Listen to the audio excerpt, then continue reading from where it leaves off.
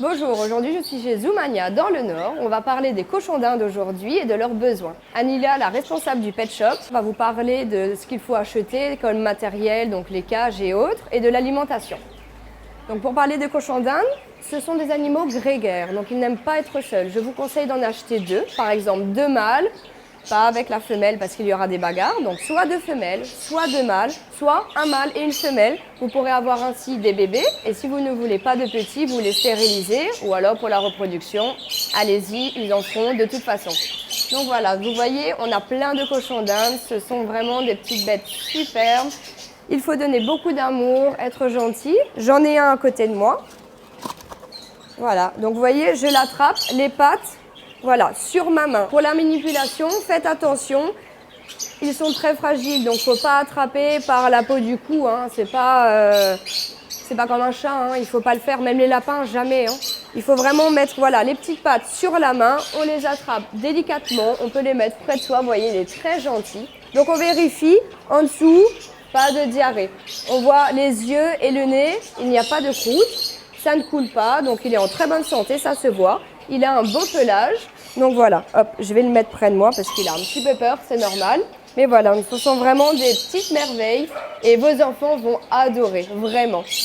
Donc maintenant, on va aller voir Ania, on va lui poser des questions pour savoir qu'est-ce qu'il mange, qu'est-ce qu'il faut acheter. Allons-y, c'est parti. Une fois que vous avez acheté vos cochons d'Inde, je dis bien vos parce que c'est mieux plusieurs, hein, ils n'aiment pas être tout seuls. Voilà, maintenant on va parler de la cage. Donc Alina, qu'est-ce que tu me conseilles d'acheter? Voilà Alison, pour ton cochon d'Inde, je te propose cette cage-là. Il n'y a pas de gris. Pourquoi? Parce que pour la patte, c'est pas trop bien d'avoir des gris. Et là, tu as cette cage-là. Et j'ai l'abreuvoir. C'est mieux de prendre un abreuvoir. Pourquoi? Parce que sinon, si tu vas mettre dans un bol, il va renverser l'eau. Et l'abreuvoir, comme ça, l'eau ne renverse pas facilement. L'eau reste propre. L'eau reste propre. Il faut changer l'eau. N'oubliez pas, même si c'est dans un abreuvoir, il faut changer l'eau tous les jours. Tous les jours, d'accord. Voilà. Et ça, je te conseille un gamelle aussi pour mettre de la nourriture. C'est plus facile, ça reste dedans à l'intérieur et la nourriture aussi, ça ne tombe pas. D'accord. Et moi, je te conseille de mettre le copeau de bois qui est naturel et il n'y a pas de produits chimiques dedans. C'est pas traité, ce que je peux dire. C'est pas dangereux pour le cochon d'Inde. C'est pas dangereux pour le cochon d'Inde parce que c'est pas traité, c'est du naturel. Tu peux mettre ça dans la cage, à l'intérieur, je peux te montrer. Et un sachet comme ça, tu peux l'utiliser, je peux dire, en 2 fois, facilement. Et tu peux mettre à l'intérieur au fond de la cage. Voilà. Et le cochon d'Inde, il aime bien, il peut jouer tout à l'intérieur. D'accord. Donc après, on enlève les crottes. Voilà, on enlève le crotte et tout. Et si tu veux, il y a le foin aussi qui est super important pour les cochons d'Inde comme pour le lapin. Et il y a une petite place là pour mettre les foins.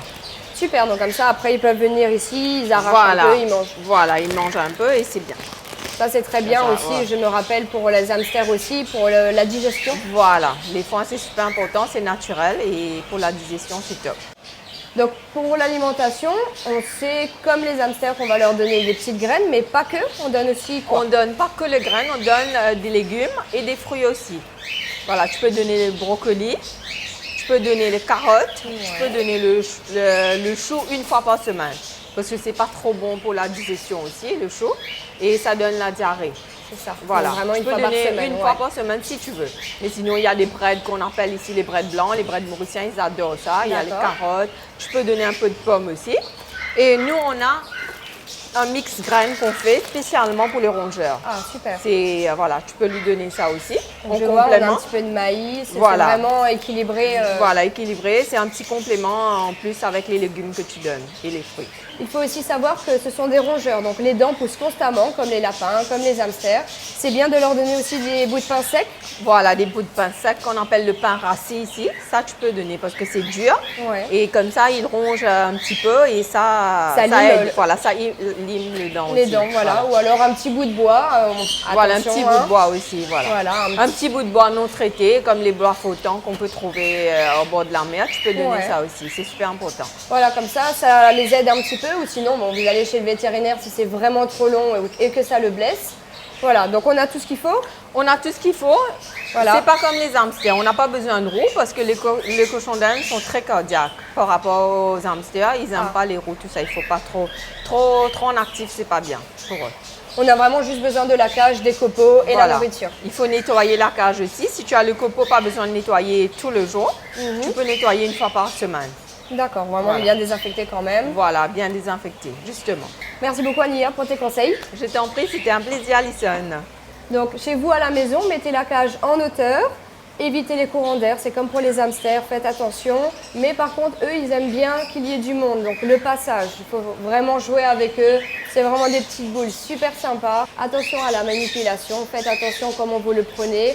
Voilà, donc toujours de l'amour. Et aussi, n'hésitez pas à aller chez le vétérinaire, donc le vôtre, bien sûr, celui que vous avez choisi, pour un check-up, pour voir qu'il est en bonne santé. À bientôt dans de futures vidéos.